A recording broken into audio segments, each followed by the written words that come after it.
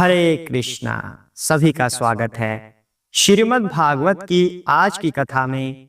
कुंती महारानी हमें बताने वाली है कि किस तरह भगवान अलग अलग रूपों में अवतरित होते हैं। कभी मत्स्य अवतार ले लेते हैं, कभी नरसिंह अवतार ले लेते हैं और कभी मनुष्य के रूप में आते हैं श्री राम श्री कृष्ण बन के। लेकिन तब भी वो अजन्मा ही है। वो अपने पूर्ण पुरुषोत्तम रूप में सदैव गोलोक धाम में निवास करते हैं। तो लोग उनकी इन लीलाओं को समझ नहीं पाते, जैसे ब्रह्मा जी भी नहीं समझ पाए थे। ब्रह्म विमोहन लीला वो इसी बात का सूचक है। जब ब्रह्मा जी नहीं समझ पाए भगवान की लीलाओं को, तो हम लोग कैसे समझ सकते हैं? हम तो तुच्छ मनुष्य हैं। तो कुंती महारानी आज ये वर्णन करने वाली हैं। साथ ही यशोदा माता के साथ भगवान कृष्ण का कैसा संबंध है और उसके माध्यम से भगवान अपने भक्तों से कैसा संबंध रखते हैं, ये सब आज की कथा में आने वाला है। उससे पहले गुरु महाराज की वंदना कर लेते हैं। आप भी अपने गुरु महाराज का स्मरण कीजिए ताकि उनके आशीर्वाद से हम इस कथा को समझ पाएं। हरे कृष्णा। ओम अज्ञानतिमिरान्धस्य ज्ञानाञ्जनशलाकया चक्षुरोन्मिलितं येन तस्मै श्री गुरुवे नमः। जय श्री कृष्ण चैतन्य प्रभु नित्यानंद श्री अद्वैत गदाधर श्रीवासादि गौर भक्तवृंदा। हरे कृष्णा कृष्ण कृष्ण हरे हरे, हरे राम राम राम हरे हरे। हरे कृष्णा। तो श्रीमद् भागवतम में कल हमने क्या सीखा था? कुंती महारानी ने बताया कि जैसे लोग समझ लेते हैं कि भगवान पक्षपात करते हैं, कभी ऊंची जाति नीची जाति इस तरह से पक्षपात होता है, या कोई उनका भक्त है या कोई अभक्त है उसके हिसाब से पक्षपात होता है, ऐसा लोग समझते हैं। जबकि ऐसा बिल्कुल भी नहीं होता। इस सब के बारे में पूरा का पूरा प्रमाण कल दिया गया था। आज की कथा में कुंती महारानी भगवान से और क्या प्रार्थना करती हैं, किस तरह से उनकी महिमा का गुणगान कर रही हैं, आज वो सुनते हैं। उससे पहले भगवान की छोटी सी वंदना कर लेते हैं, वो तो बनता ही है। हरे कृष्णा। हरे कृष्णा कृष्ण कृष्ण हरे हरे, हरे राम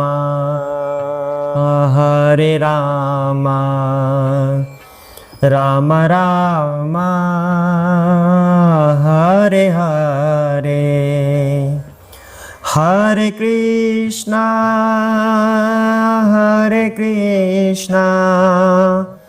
कृष्ण कृष्ण हरे हरे, हरे राम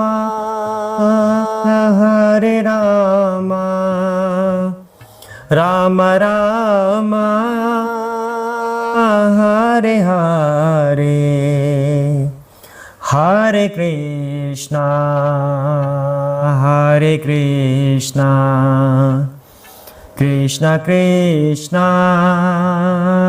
हरे हरे, हरे राम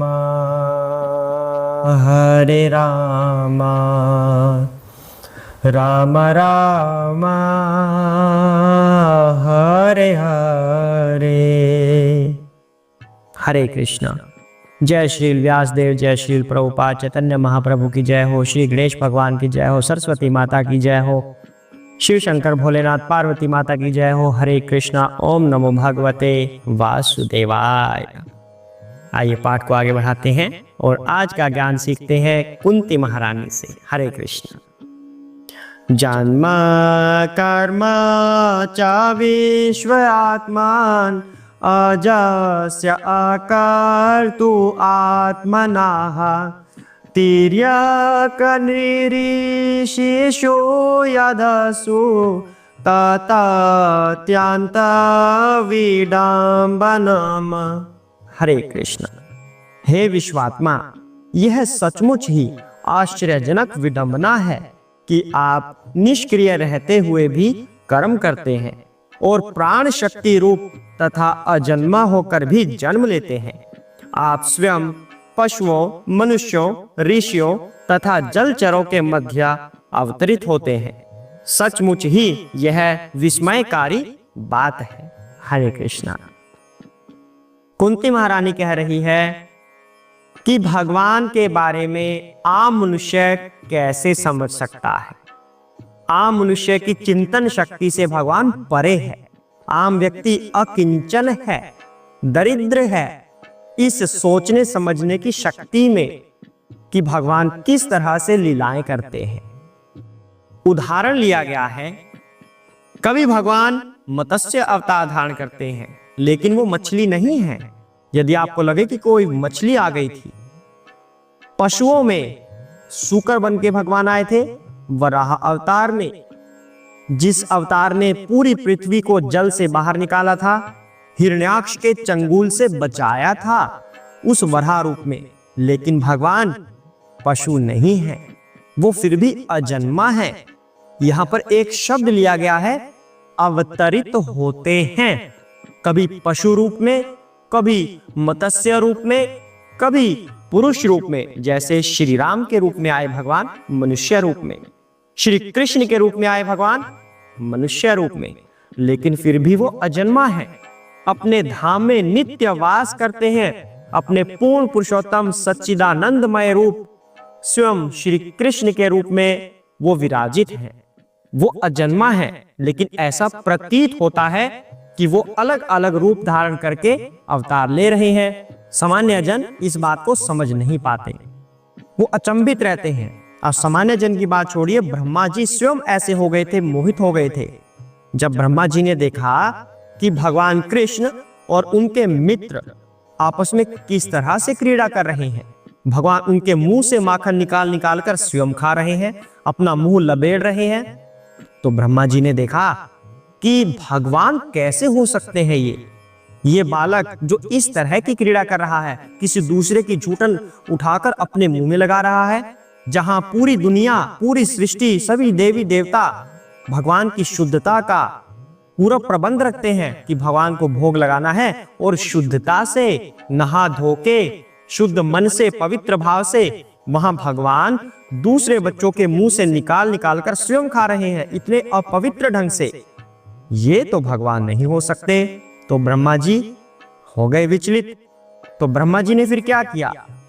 ब्रह्मा जी ने सभी ग्वालों को, उनकी गायों को उठा लिया, अपने ब्रह्मलोक में ले गए कि अब देखते हैं, परीक्षा लेनी चाहिए उन्होंने भगवान की। तो भगवान ने क्या किया? स्वयं से विस्तार कर दिया उन सभी ग्वालों के रूप में और गायों के रूप में। किसी को ये पता ही नहीं चला कि ये वही लोग नहीं हैं। किसी माता को ये नहीं पता चला कि ये ग्वाला मेरा पुत्र नहीं है, ये तो भगवान कृष्ण ने अपना विस्तार करके बनाया है, क्योंकि असली वाले तो ब्रह्मा जी के पास हैं ब्रह्मलोक में।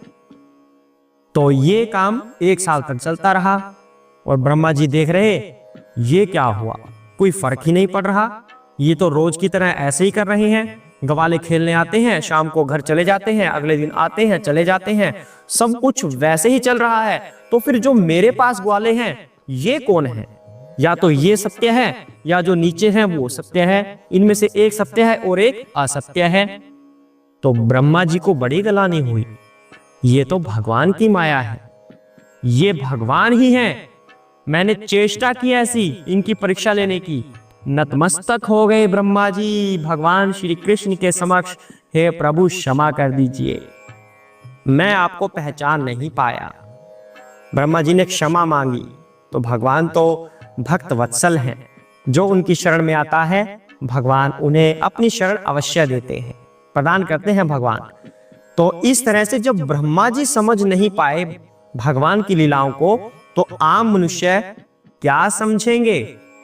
यहां तक कि रासलीला को भी आज तक मनुष्य समझ नहीं पाया कि रासलीला क्यों हुई थी। कुछ लोग कहते हैं भगवान की इतनी सारी गोपियां हमारी भी होंगी, इतनी सारी भगवान की लीलाएं हैं, कोई समझ नहीं पाता। वही कुंती महारानी कह रही हैं, भगवान अलग अलग योनियों में अवतरित होते हैं, लेकिन फिर भी वो अजन्मा हैं, वो आम व्यक्तियों की तरह नहीं होते, वो दिव्य हैं। लेकिन इस बात को भक्तों के माध्यम से आप समझ सकते हैं, क्योंकि भक्तजन जानते हैं ये सब, क्योंकि वो तो भगवान से हर समय बातें करते रहते हैं, उनके स्मरण में रहते हैं। जो भक्तजन होते हैं, भगवान का उन्हें अनुभव रहता है। तो भक्त आपको ये बात अवश्य ही समझा सकते हैं, जो भगवान के शुद्ध भक्त हैं, वैष्णव हैं। आगे बढ़ते हैं, अगले श्लोक में क्या कह रही है कुंती महारानी। हे कृष्ण, जब आपने कोई शरारत की थी, तब यशोदा ने जैसे ही आपको बांधने हेतु रस्सी उठाई, तो आपकी व्याकुल आंखें अश्रुओं से डबडबा आईं, जिससे आपकी आंखों का काजल धुल गया। यद्यपि आपसे साक्षात काल भी भयभीत रहता है, फिर भी आप भयभीत हुए। यह दृश्य मुझे मोहग्रस्त करने वाला है। हरे कृष्णा। तो कुंती महारानी जैसी महाभक्त जब वो मोहग्रस्त हो गई, तो आम मनुष्य वो क्या करेगा बेचारा। यहां पर कुंती महारानी बता रही हैं, यशोदा माता के पास जब कृष्ण थे तो कैसी कैसी क्रीड़ाएं करते थे। मटकी फोड़ देते, यशोदा माता ने जो माखन की मटकी बनाई होती उसको फोड़ देते, और वो माखन बंदरों को भी बांट देते थे कि लो तुम भी खाओ मजे से। तो भगवान की ये करुणा है, ये दया है जीवों के प्रति। फिर यशोदा माता गुस्से में आ जाती, और अंदर से वो गुस्से में नहीं होती, लेकिन बाहर से ऐसा दर्शा रही कि मैं कान्हा तुमसे नाराज हूं, तुमने ऐसा किया। तो आम मनुष्यों की तरह, जैसे साधारण माताएं करती हैं, तो अपने बेटे के पीछे छड़ी लेकर भागती हैं, तुमने ऐसा क्यों किया, तुमने ऐसा क्यों किया। और कृष्ण आम बच्चों की तरह रो भी देते हैं। कितना मधुर दृश्य है ये। भगवान की आंखों से आंसू आते हैं, और उन आंसुओं से उनका काजल धुल जाता है। यानी कि भगवान एक आम बच्चे की तरह व्यवहार कर रहे हैं। तो इन लीलाओं को भला कौन समझ सकता है। जिस भगवान कृष्ण से स्वयं काल भी भयभीत रहता है, वो भगवान कृष्ण अपनी माता के प्रेम में इस तरह से अश्रु बहा रहे हैं, तो उन भगवान की लीलाओं को भला कौन समझ सकता है। काल जिनसे भयभीत हो, वो श्री कृष्ण आंसू बहा रहे हैं। तो इसका तात्पर्य है, भगवान अपने भक्तों से अत्यंत प्रेम करते हैं। भक्त जो भी संबंध भगवान से बनाना चाहे, भगवान उसमें अपना पूरा का पूरा योगदान देते हैं। भगवान को वैदिक शास्त्रों से युक्त ज्ञान से प्राप्त क्या करना मुश्किल हो, लेकिन प्रेम से बड़ी सरलता से भगवान को प्राप्त कर सकते हैं। भगवान के जो मित्र हैं, वो उनसे सखा भाव में प्रेम कर रहे हैं, और भगवान उनकी मित्रता स्वीकार कर रहे हैं, तभी तो उनके मुंह से माखन निकाल निकाल कर स्वयं खा रहे हैं। जबकि आम व्यक्ति को पूरी पवित्रता का ध्यान रखना होता है। तो भगवान यदि कोई उनसे संबंध रखते हैं, तो उनकी सेवा से अधिक प्रसन्न होते हैं, बजाय कि कर्म कांड के द्वारा जो उनकी सेवा हो। भगवान शुद्ध भक्ति से ही प्रसन्न होते हैं। तो ऐसे भगवान की लीलाओं को समझ पाना बड़ा ही कठिन है। तो यहाँ पर कुंती महारानी ऐसी लीलाओं से मोहित हो रही हैं। यशोदा माता कुंती माता से ज्यादा भाग्यशाली हैं। कुंती तो भगवान की बुआ है श्री कृष्ण की, लेकिन यशोदा माता ज्यादा भाग्यशाली है, क्योंकि उनको ये पता ही नहीं है कि जो मेरा ये पुत्र है ये भगवान है। कुंती को ये पता है कि मेरा जो भतीजा है वो भगवान है, तो वो उसी आदर से भगवान के साथ व्यवहार करती हैं, अर्थात उस भाव से कि ये भगवान है। लेकिन यशोदा माता को भगवान ने अपनी दया से, अपनी कृपा से वो सब कुछ भुला दिया कि आप एक भगवान की माता हैं। वो भुला दिया भगवान ने, क्योंकि वो एक पुत्र बनकर माता की डांट खाना चाहते हैं, उनका प्रेम पाना चाहते हैं। तो भगवान हमेशा भक्तों से प्रेम ही पाना चाहते हैं, प्रेममयी सेवा भगवान प्राप्त करना चाहते हैं। तो इसलिए हमें भगवान से प्रेम ही करना है। ऐसी लीलाओं को देखकर कुंती महारानी मोहित हो रही हैं। तो आज हमने क्या सीखा कि भगवान की लीलाएं इतनी अद्भुत होती हैं कि आम मनुष्य के लिए उसे समझ पाना बहुत ही मुश्किल है।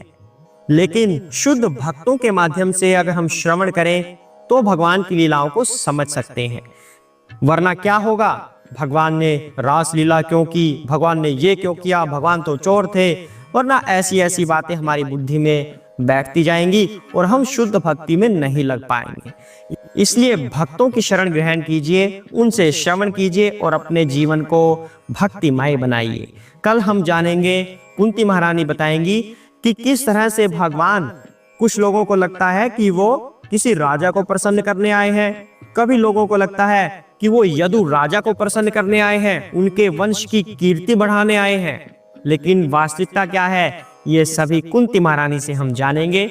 आज के लिए इतना ही। हरे कृष्णा। ओम नमो भगवते वासुदेवाय।